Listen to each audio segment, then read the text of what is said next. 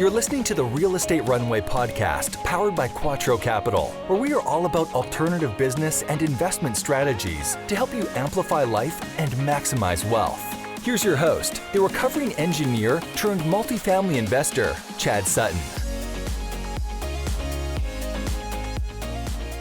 All right, everyone. Today we have a very special Quattro Roundtable edition. We're going to have myself and my partner Maurice Philogene on the call today. We're going to be talking about, whether you're an entrepreneur, or a wage earner, whatever it is you choose to do, how to start focusing on your time freedom and what mindset you need to have to get there. But before we do, if you get any value out of this show, I'd love it if you would leave us that 5-star review and thoughtful comment. It's the best way to grow the show. And you can always follow us on Instagram, Facebook, and LinkedIn via Quattro Capital, our parent company, at Team Quattro Capital, one word, no special characters, or by simply using the quattroway.com to visit us. We appreciate all of you. Love to hear from you. If you have any feedback, want to say hello, content requests, podcast at thequattroway.com. My team would love to hear from you, and we will absolutely help with that request. And if you want to apply to be on the show, please visit us at thequattroway.com/podcast. And now, on to your scheduled production. All right, Real Estate Runway, welcome to another episode of the Real Estate Runway podcast. And I'm here today with my partner, Mo, here on another Quattro Roundtable edition. Mo, what's up today, dude? Ain't nothing, man. Just getting back from our, strategic planning effort, right? I would say so, yeah. Trying to shake off all the jet lag. What Mo's talking about there, folks, is, people think we're in the business of real estate and people, and we are, but we're also a private equity firm. We're running a company.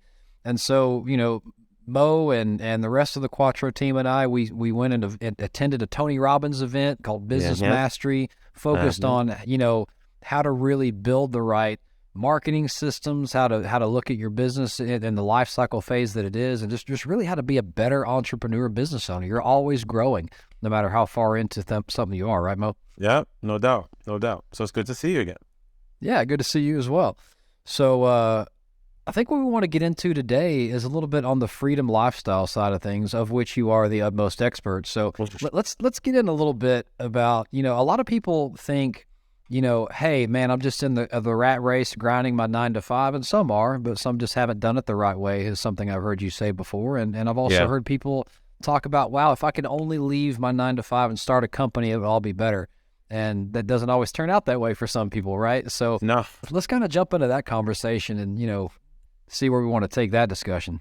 Yeah, and not all the Quattro, like we have a lot of Quattro investors who will be listening and some other real estate people. Just quick background, I did earn my financial freedom through real estate, mainly single-family real estate back in the day. Sometimes it's not great. Sometimes it's awesome. Like I was telling Chad over the weekend, I took my eye off the ball on a few of my single families and ran into a little bit of problem. I've now fixed it. But in general, I bought 35 condos back in the day, up through 2015, 97 to 2015, used the equity in some of them to pay off the other ones, and was generating $160,000 of passive income. I never left work. This was 2015. I never left work. I stayed working as a police officer and as a military guy and as an executive at a corporate firm. But by far, I had my financial freedom as a result of real estate. So that's the framework I wanted to jump on. But when I spend, so that enabled my lifestyle. I think about lifestyle all the time. I have the ability to be where I want, when I want, how I want. I'm still a dad, so I have responsibilities. But what I'm talking about is the ability to be where I want, when I want, how I want. Real estate fuels that. Real estate and or businesses fuel that. And what you were mentioning before, which is where I think we're going to get into, is a lot of people leave the 9 to 5 or are trying to leave 9 to 5 doing real estate or starting some other business, when in fact what they're doing is creating a business, but they're just creating another 9 to 5. And that's not freedom, in my opinion. That's just creating another job. And you have to be very intentional about how you use the entrepreneurial part of your mindset to build something. It should enable your life, not become your life. Yeah, that makes perfect sense. So, I mean, taking it back a little bit, I've also heard you talk about, doing the W-2 the right way, setting it up the right way, thinking about it the right way and what its purpose is. Let's chat about that a little bit. I always love hearing your perspectives on this, and I think the listeners will too. Yeah, so I talk about the W-2 or just a job. There, man, if we would have had this perspective, I self-taught this perspective in my own family, but if a lot of people have this, it will help them. A job is one of two things, a job or career. It's either a purpose, like mine was being a police officer. I wanted to give back to the community. I like being of service. A purpose. A friend of mine is an immigrant rights attorney, Yale legal grad. She could make 500 grand a year, but she chooses to be an immigrant's rights attorney for 70 grand. That's her purpose. But a job is either a purpose or purposeful. And when I say a job is purposeful, what I always talk about, Chad, is those 2 paychecks people make on a monthly basis. They're amazing tools. A modest paycheck applied appropriately, storing that money until you have enough to buy an asset, and then that asset has the ability to generate income for you later. People hate getting up and going to work because they have all these jobs. It's like, oh, I don't want to do this. I don't want to be in the grind. But the way that you can get over that mindset of being in the grind is being very systematic about leveraging those 2 amazing paychecks that job generates, right? And I don't think people think about it that way. That's kind of how you and I do.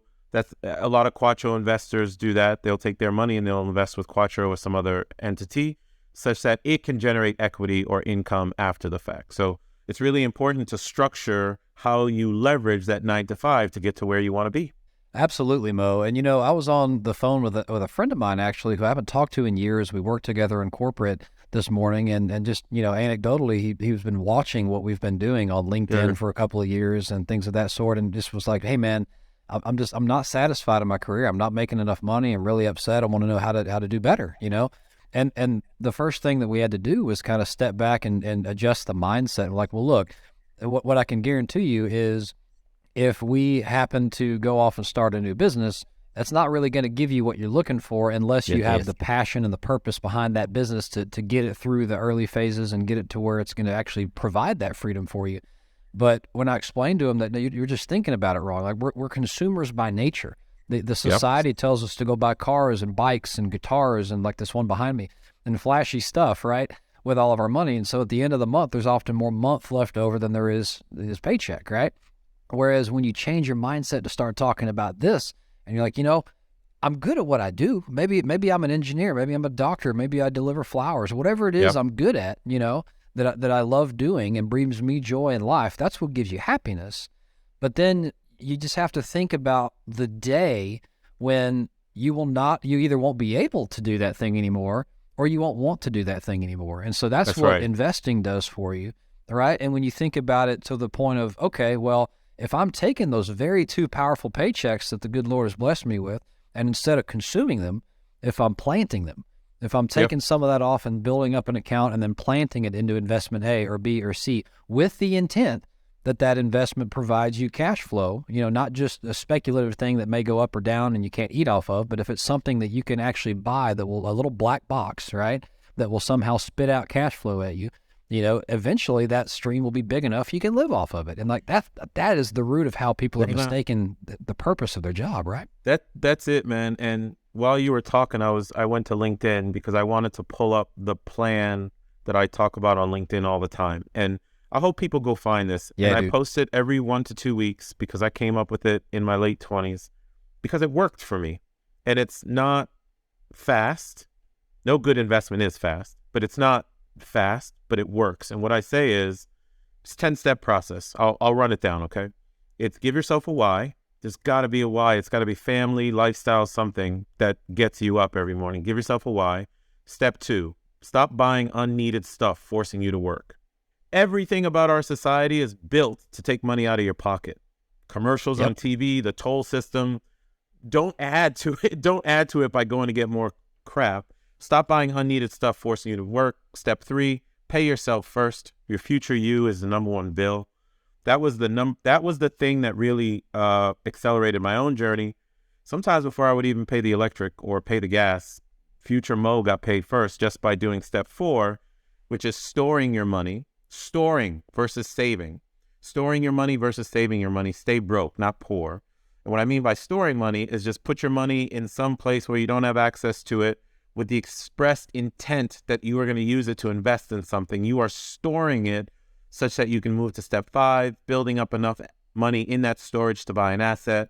Step 6, buy or create an asset that pays you, like stock or real estate or what have you. Step 7, when it pays, just like I bought those condos back in the day, store that income too, and then add it to your paycheck. Make a cycle. Step 8, buy another asset. Step 9, press repeat. Step 10, press repeat again.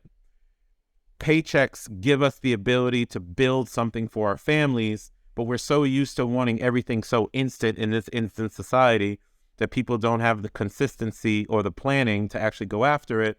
And if more people did, then more people would be in a different situation where they would have enough money coming in to cover their basic needs. Man, that is so true, and it's such wisdom. And you know what people may not think of is, you know, whether this is your job or whether you go build a company to do this, entrepreneurs are doing this too. Like if you look at Mo and I, what we're doing with our finances, right? This business we have built makes us money, right? And it's scalable, which is wonderful. So it makes us a lot of money the better we do, right? It's incentive based.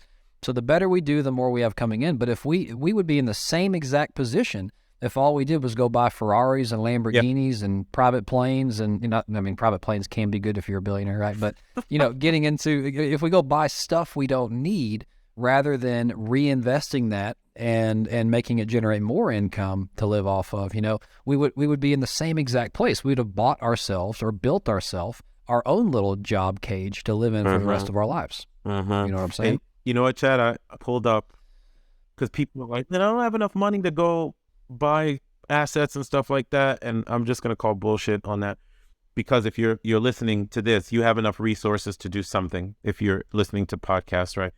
So when I was 26, that was 2002, I was 26 and my salary was $55K. I was making $55,000 a year. I started working in 1997 making $37,000 a year. I bought my first condo in 2002. I was making $55,000 and that condo cost $90,000 in DC. I probably saved enough for a down payment when I went out and bought it. Maybe it's a little bit different time, but it's the mindset. So age 26, 2002, bought my first condo for $90K. I'm age 47, and along with my man Chad right here, we closed on our fifth $25 million or more complex in 18 months. We are still taking our proceeds, personal proceeds that Chad is kind of referencing, like anything I make off these deals, I'm still putting it into other things, or even those deals that we do, and making it persistent such that it will always pay me forever.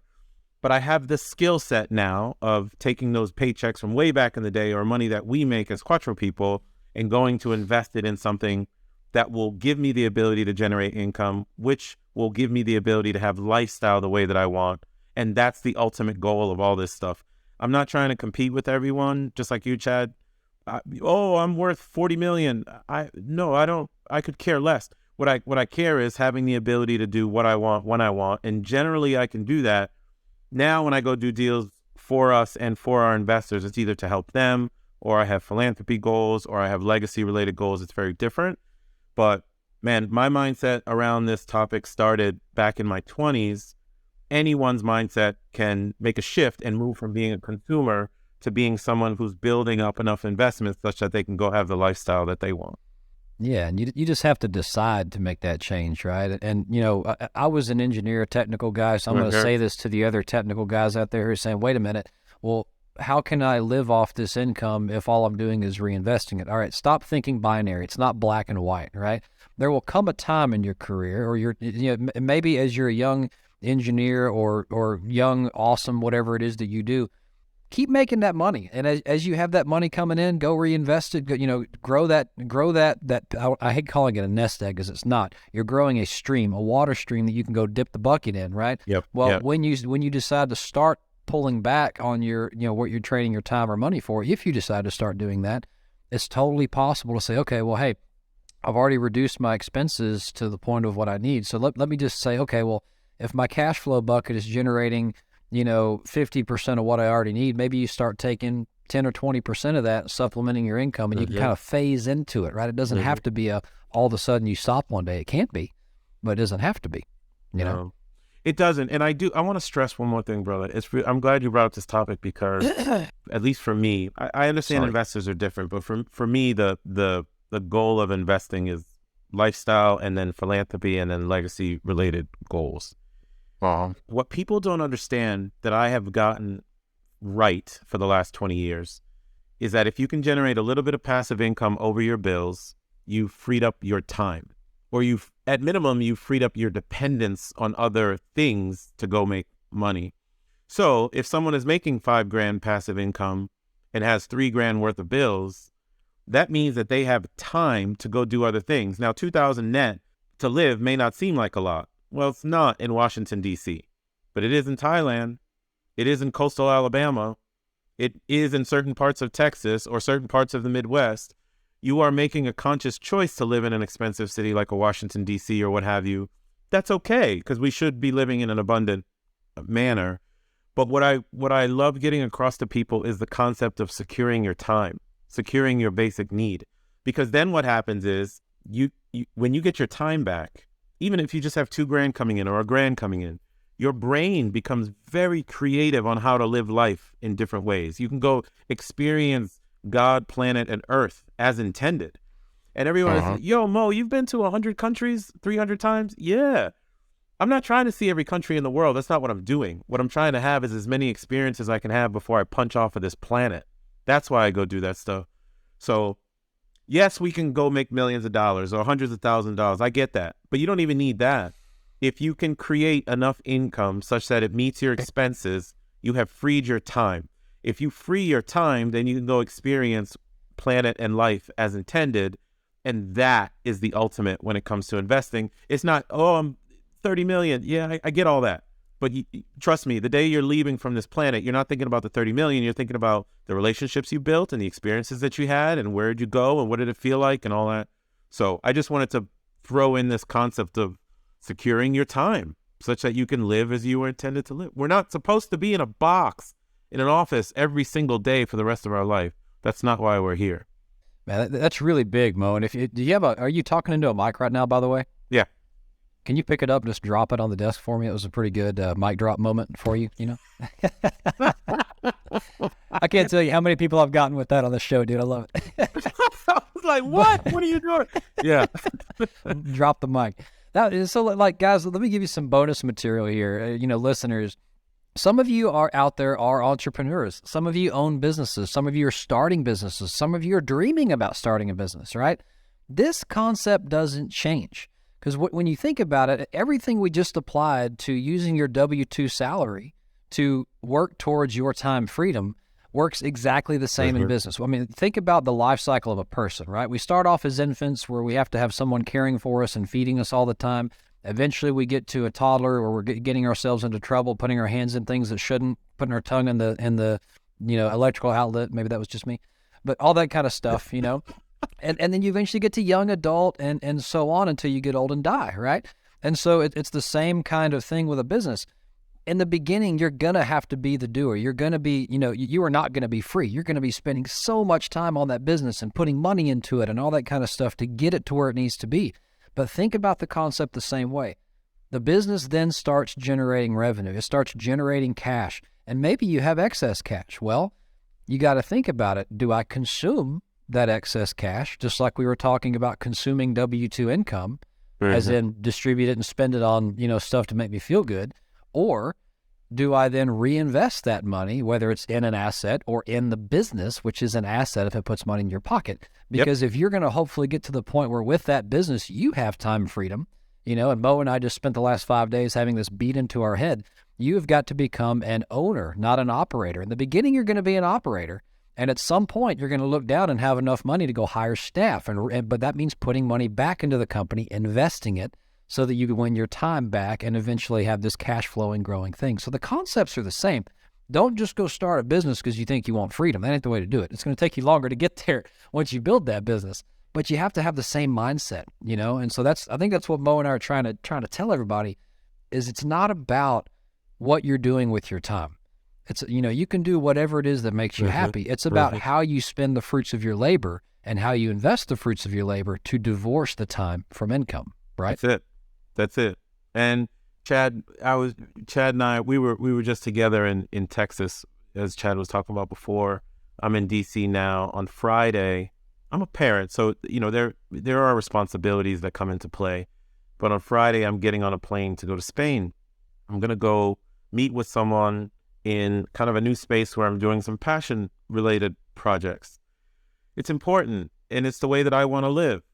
We could go, for you Quattro investors listening, we have a lot of responsibility. We could go create a brick and mortar Quattro Capital presence somewhere and mortar ourselves to the ground and let ego come into play and put the name Quattro on a wall. And that's not what we want, nor do we even want to present that to you Quattro investors out there.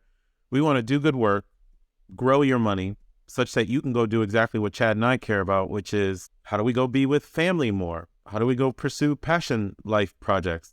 How do we travel hack and get on a plane the way that I'm doing? Like, I'm going to Spain on Friday. I don't even have a ticket yet, but I know I'm going to get there, probably on points.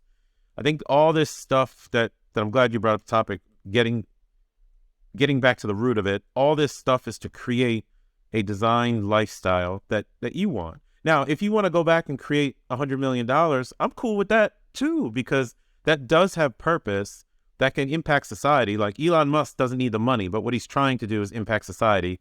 I mean, the raw Elon Musk, not the crazy Elon Musk. I don't know what's going on with the brother now, but you know, I wish I could scream it from the mountaintops, man.